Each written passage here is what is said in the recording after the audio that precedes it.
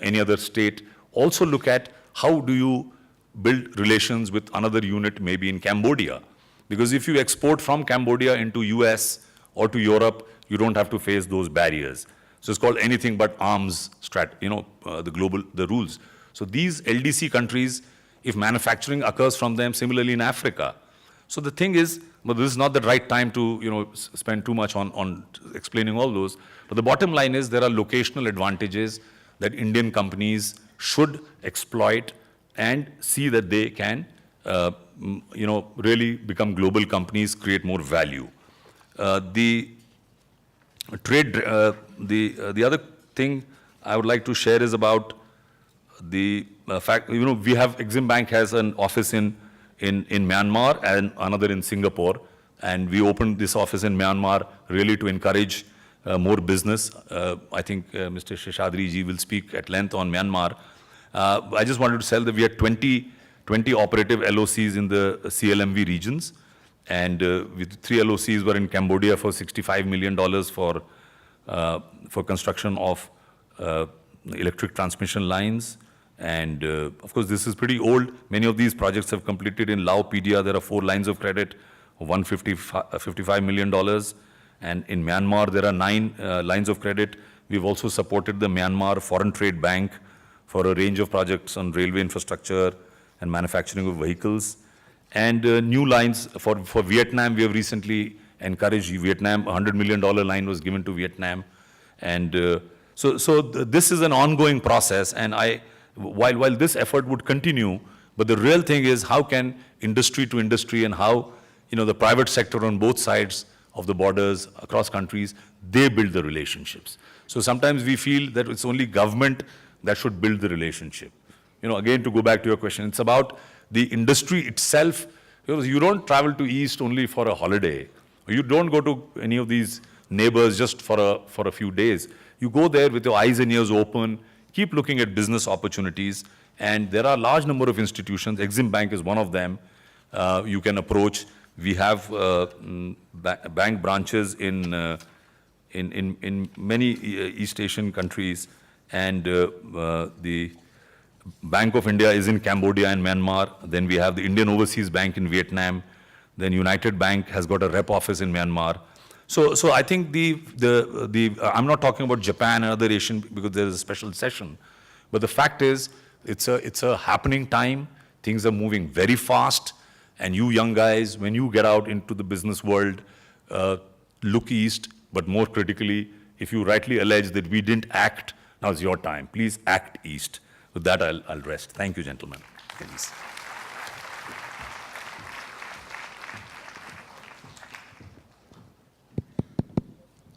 May I now invite Dr. Ajit Ranade to make his presentation. And the entire Symbiosis team for inviting us. It's really a wonderful to be at this campus. Like Mr. Mathur said, this is also my first visit to this campus. I've been to Symbiosis before, and I'm very happy and really privileged to be here. The topic is trade and investments with East and Southeast Asia. But since we are going to have a Q&A session also, a substantial Q&A session, I thought I'll confine my comments to a few observations, actually. And we have a large section of students here. So with due permission of the front benches, I'll try to be a little bit classroomish. So just step back a little bit. India's development, as was said in the morning, India, China, much part of this part of the world, we consider these are ancient civilizations. But these are modern nation states, modern entities as economies. So, of course, there is a civilizational linkage between different parts of different countries. But as economies, we are young, relatively young. So one thing I want to mention is that when India began its economic development, the dominant strategy for development was import substitution. And there was some kind of an implicit export pessimism. Perhaps this came from our colonial experience. Therefore, the thrust was on import substitution. It was almost as if we wanted to do everything here inside our country. However, the Make in India that we have now, the Make in India campaign announced by Prime Minister Modi on September 25th, is not really about import substitution. It's not making everything here. I think Mr. Mathur actually outlined very nicely how, in fact, it also involves being part of a larger value chain, perhaps which crosses boundaries. So that's the first thing, that from import substitution and export pessimism, we are now increasingly open, and in fact, we are not export pessimists, but export optimists. Just to show how much that has changed, in the last, since the early 1990s, while the economy in real terms is 4 times as big, in real terms, adjusted for inflation, our exports are actually almost have grown by almost 10 or 15 times. So from being merely the trade to GDP ratio, which captures the openness of the economy. We were a closed economy, we have to admit that, because dominant philosophy was import substitution. Today, from less than 5% of GDP, our trade openness ratio is 50% of GDP.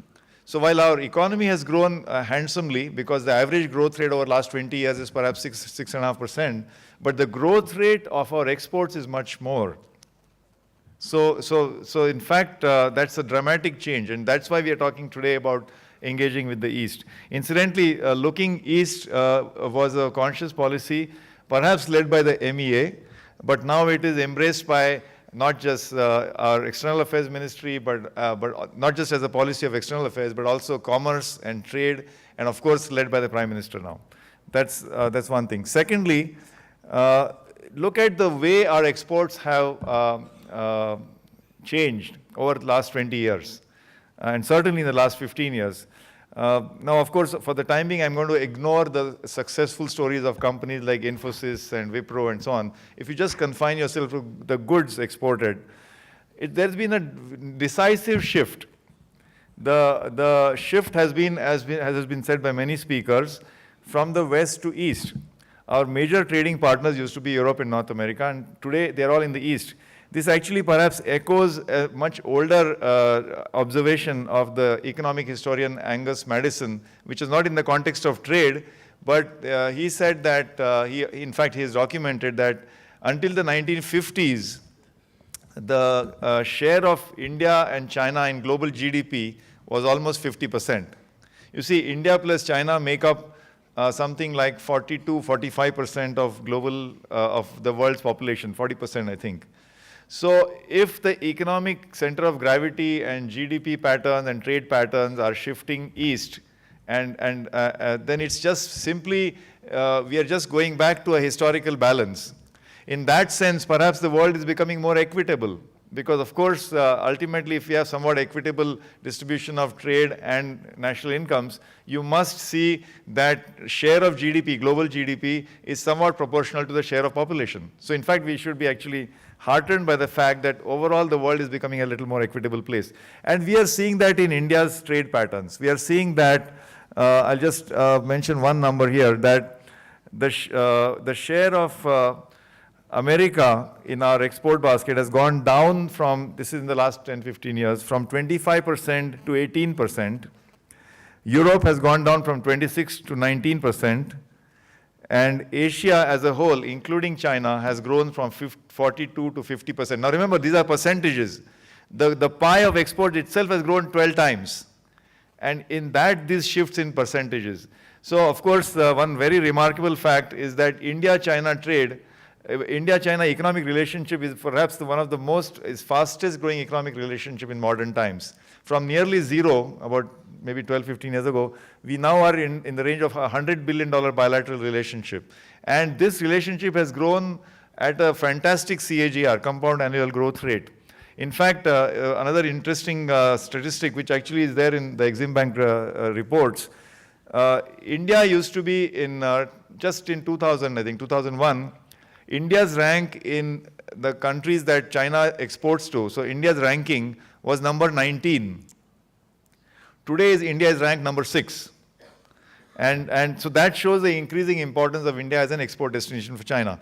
The same, unfortunately, cannot be said for India's exports to China, but that is an area which hopefully we'll work on, because this trade, we cannot allow this trade to be too asymmetric or too skewed in one direction. And interestingly, by the way, so this is the point about shifting patterns of trade, patterns of GDP. Now, second point is about, however, some of the anomalies or some of the peculiar characteristics, and the Honorable Finance Minister of Nepal, Dr. Mahat, actually pointed this out. For example, in South Asia, 95% of the foreign trade done by South Asian countries is with rest of the world and not with each other. This is the only part of the world where this anomaly exists. In most part of the world, the foreign trade or trade across national boundaries is predominantly what is called, I think it's called the gravity effect, or it's predominantly within 100, 200, 300 kilometers of boundaries. For example, the North American Free Trade Agreement, NAFTA as it's called, a big part of the trade is between Canada and the US, or between Canada, USA and Mexico. Same thing is true for Mercosur countries in South America. Same thing is true actually in ASEAN. In fact, the actual trade between ASEAN countries, same thing of course is true in Europe. You know, people, until a couple of years ago, people used to wrongly think that the #1 exporter in the world, the #1 exporting country in the world is China. That was not true. The #1 exporting country in the world measured by dollar value was actually Germany. Now, we don't think of Germany as the global exporter because much of Germany exports are actually in Europe, within Europe, or within few, 100 kilometers of its border. Of course, now it's true that Germany exports to China is also very solid. And I mean, interestingly, all the luxury cars, the Audis, Mercedes, the Porsches, have a huge and booming market in China. And so much so that the trade from Germany to China, from Frankfurt to Shenzhen, actually goes by train. This is not now, this has been 2 or 3 years ago, that there is a 13,000 kilometer train cargo which runs between Germany and China. But that just goes to, I just want to say that, so one anomaly or peculiarity is that South Asia is the only part of the world, the only region in the world where we have this very strange ratio that 95% of the foreign trade that we do, and therefore the importance of connectivity. So if there can be a train running from Frankfurt to Shenzhen, we don't have a direct train, well, let me not get into that, but so connectivity, it's not only South Asia, but I mentioned that India-China bilateral trade is one of the fastest growing and so on. You know what, from the financial capital of India, Mumbai, I don't think there is any direct flight to anywhere in China. So if you want to go from Mumbai to Shanghai, Mumbai to Beijing, Mumbai to Shenzhen, you have to go either via Delhi, but that connection may not be so nice, so you have to go via Singapore or Bangkok or Hong Kong. So connectivity. Indonesia, it's probably the 5th largest country in the world and probably the most populous country in ASEAN. And Indonesian trade with India is is growing. It's growing, it's especially, but no direct flight from Mumbai to Jakarta, I think. So this, when it's mentioned, the 3 C's, culture, commerce, culture is our ancient, shared heritage and shared culture, and connectivity. So I think the first thing, as I said, we have this shifting pattern, but we need to acknowledge these peculiarities that even simple things like connectivity or tourism, let's say, they say in economic theory that finance follows businesses. So if you set up a business, the financiers, the funders, the banks will follow. The finance follows business. But I think business follows tourism, tourists. So if the other day, as Mr. Mathur was mentioning, that this CLMV conference in Delhi, Cambodia, Laos, Myanmar, and Vietnam, one of the big discussion was how many Indians go as tourists to these countries, or vice versa. And it turns out that it's very common to see Chinese people, Japanese people, even Thai, but very, very few Indians. So I think, first connectivity comes from tourists, and then business, and then the finance. So now, this is the reality. I mean, while we say look east and act east now, I think we have all these things about connectivity, about increasing trade, about becoming part of the value chain. But I just want to flag very briefly, what are the challenges from an India's perspective? Because ultimately, these relationships and this trade, and especially economic relationships, cannot be at the cost of sacrificing national interest. I mean, this is the reality of modern times. So we have gone about signing FTAs. the ASEAN FTA was signed in 2010. So we have almost 5 years of data. It turns out that systematically, India's trade deficit actually has worsened. It has gone more and more negative. So this is something we need to look at. I mean, is it that eventually Indian markets India has a large consumer market, gets harvested because of these FTAs? It's just a thought. Secondly, he mentioned the value chain concept, that the iPhone, which is a very good example, is barely 1%. So $6 out of 600 is 1%, or let's say 2%. So 2% of the value of an iPhone is captured as value added and goes as salaries or earnings or income to Chinese people. The rest of it goes somewhere outside China. Now this is okay. The 2% is okay because 2% gets multiplied by 100 million workers or something like that. So the scale. But the world, I think, is not large enough to have two Chinas. Because, you know, China and India cannot follow the same strategy of scale-based, low labor costs, low value added, but immense scale of export. So I think that, I mean, this is kind of a contrarian thought, that we can't have a export-led strategy of growth, which was the first East Asian tigers, the second East Asian tigers, followed by India. So there has to be somewhat of a change. So very quickly, let me just wind up by a few more comments. So while we go about signing FTAs, I think we need to, the keyword now with the engagement with East Asia is RCEP, Regional Comprehensive Economic Partnership. The word comprehensive is very important. It's no longer only trade in goods, it's goods and services. India has 65% of its GDP in services. If we can't exploit that in international relationships, then it's not, you know, it is actually, it is not serving, I mean, it is to our detriment, I think. And secondly, it's not only about trade, it's also about investment. So that's one thing. Secondly, India's exports, you know, when we look at our own, when we go and sign FTAs or embrace the East, we have to learn from our own experience, that the past shows that our exports are not sensitive to tariffs. FTAs, free trade agreements, are all about bringing tariffs down. So the expectation is that when tariff barriers go down, there'll be more trade. But that's not what happens. The actual data says that the trade is not very sensitive to tariffs. It's more sensitive to income growth. So let's not have the expectation that just by reducing tariffs, we are going to. Then second last point is this whole concept of inverted duties. I know that this sounds like a commerce ministry. I wish somebody from commerce also was here. But it's true that while we have this free trade between ASEAN countries, some of the raw material has to come from non-ASEAN sources. And that comes at 5%, 2%, 3% import duties. And the finished goods will come at 0%. So you're an Indian manufacturer. So this is a typical, I'm giving an industry perspective. And you have signed an FTA. So the goods are going to come from ASEAN countries at 0 duty. You're going to be manufacturing here. So I'm not even complaining about things like the cost of infrastructure, the cost of logistics, the cost of electricity, but simply the fact that you have to import your raw material from other countries which are non-ASEAN countries at a higher import duty. So automatically, straight away, you don't have a level playing field. And you'll be surprised to know that this inverted duty, which sounds like a very technical point, affects industries like aluminum, capital goods, cement, chemicals, electronics, papers, steel, textiles, and tires. I can give you all the data. So this is something we need to, but having said that, let me just conclude by saying that, you know, the road ahead is, of course, to find a way to be a part of this production network. I think Finance Minister Mahath said it very nicely. It's no longer about national boundaries or nations as units. It's about companies.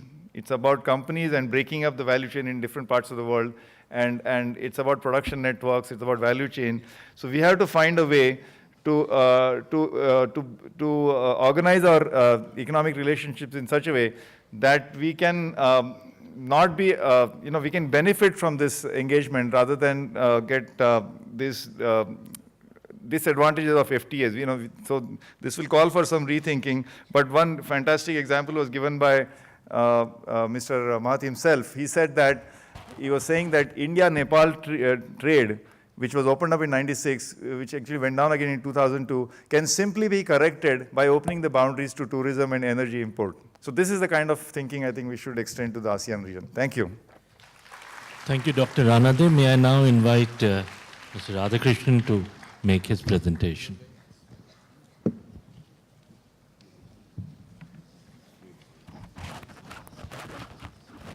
Good afternoon.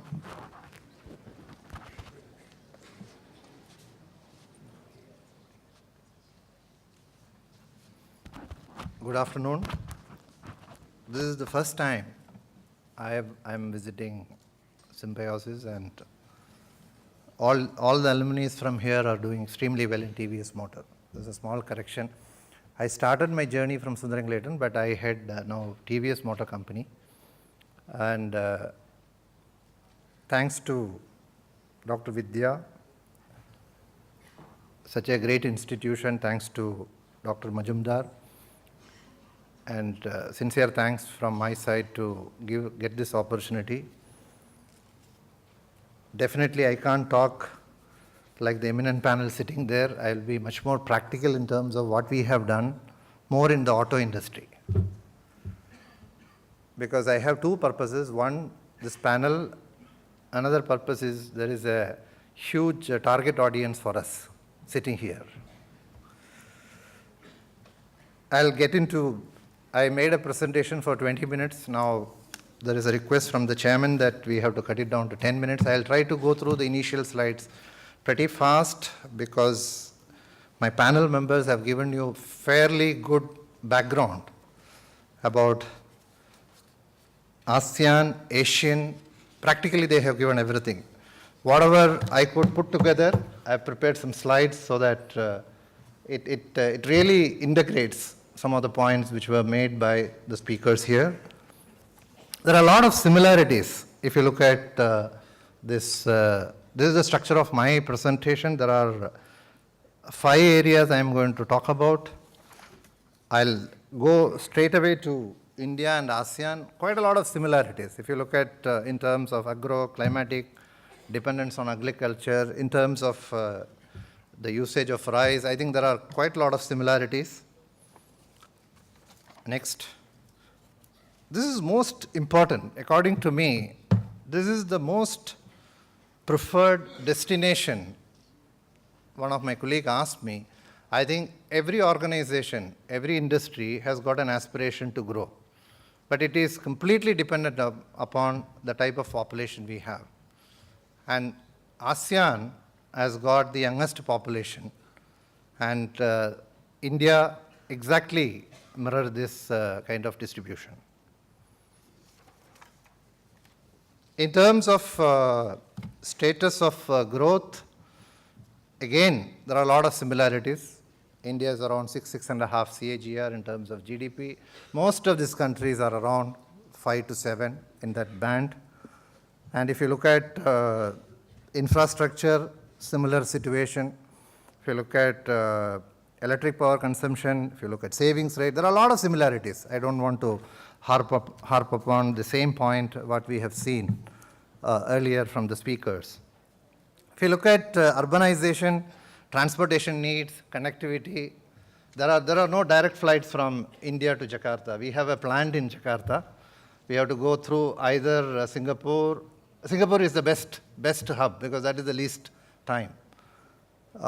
If you look at in terms of the urbanization, same proportion of all these countries.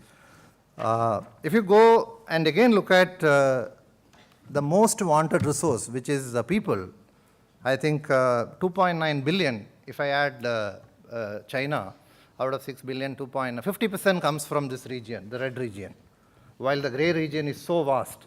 So practically the productivity or the intensity of the population in this region is so critical.